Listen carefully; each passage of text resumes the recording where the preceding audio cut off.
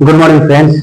आज हम लोग टेंस टेंस के बारे में पढ़ेंगे। ठीक है, टेंस कितने प्रकार के होते हैं? टेंस तीन होते हैं, present tense, past tense and future tense. ठीक है, प्रेजेंट टेंस में प्रेजेंट टेंस का चार पार्ट होता है, पास्ट टेंस का भी क्या होता है, चार पार्ट होता है, फ्यूचर टेंस का भी क्या होता है, चार पार्ट होता है।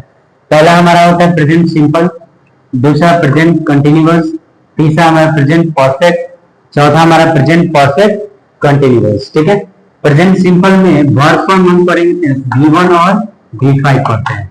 प्रेजेंट सिंपल में वर्ब का पहला रूप और चौथा रूप पढ़ते हैं। ठीक है, प्रेजेंट कंटिन्यूअस में वर्ब का चौथा रूप पढ़ते हैं। ठीक है, प्रेजेंट परफेक्ट में हम वर्ब का तीसरा रूप पढ़ते हैं। प्रेजेंट परफेक्ट वर्ब का क्या करते हैं, तीसरा रूप पढ़ते हैं। प्रेजेंट परफेक्ट कंटिन्यूअस में वर्ब का चौथा रूप पढ़ते हैं। प्रेजेंट परफेक्ट में वर्ब का क्या करते हैं, चौथा रूप पढ़ते हैं। ठीक है, सेम इसी तरह पास्ट टेंस में past simple tense, past continuous tense, past perfect tense और पास्ट परफेक्ट कंटिन्यूअस टेंस। ठीक है, सेम इस तरह हमारा पास्ट में भी चलेगा।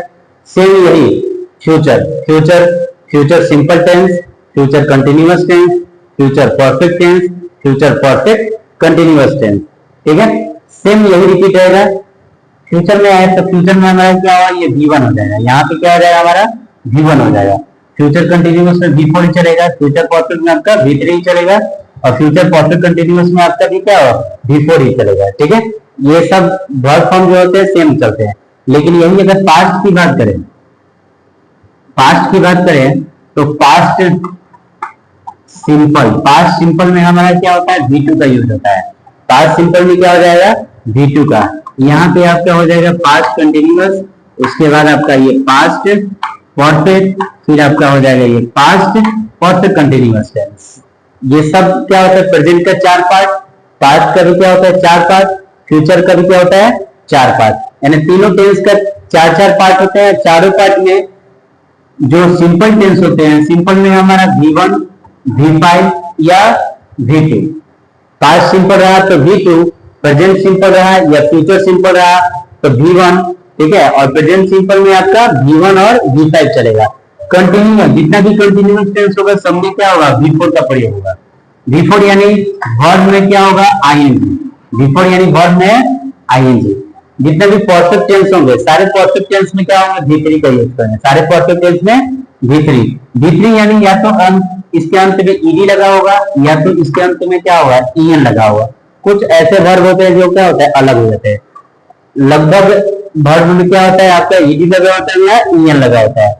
उसके बाद आप परफेक्ट कंटिन्यूअस, तीनों टेंस का परफेक्ट कंटिन्यूअस में हमारा वर्ब का क्या होता है, चौथा फॉर्म होता है। चौथा फॉर्म यानी वर्ब में क्या होगा, ING लगा होगा। ठीक है, अब एक एक करके टोटल वर्ब फॉर्म हम लोग क्या करेंगे, टोटल टेंस को क्या करेंगे, पढ़ेंगे। ये आपका फ्यूचर हो जाएगा, future simple, future continuous, future perfect और फ्यूचर परफेक्ट कंटिन्यूअस। ये प्रेजेंट का हो गया चार, पास्ट का भी चार लिखवा दिया, फ्यूचर का भी क्या, फ्यूचर का आपका ये क्या हुआ, चार हुआ। फ्यूचर में हमारा आप केवल क्या होता है, V1 होता है। फ्यूचर सिंपल का वर्ब क्या होता है, V1 होता है।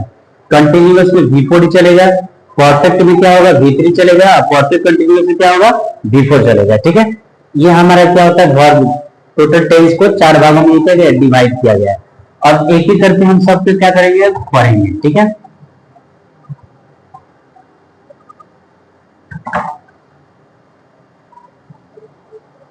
सबसे पहले हम प्रेजेंट सिंपल पढ़ते हैं। सबसे पहले क्या पढ़ते हैं, प्रेजेंट सिंपल। प्रेजेंट सिंपल की पहचान ये होती है कि इसके लास्ट में, क्रिया के अंत में, क्रिया के अंत में ता है, टी है,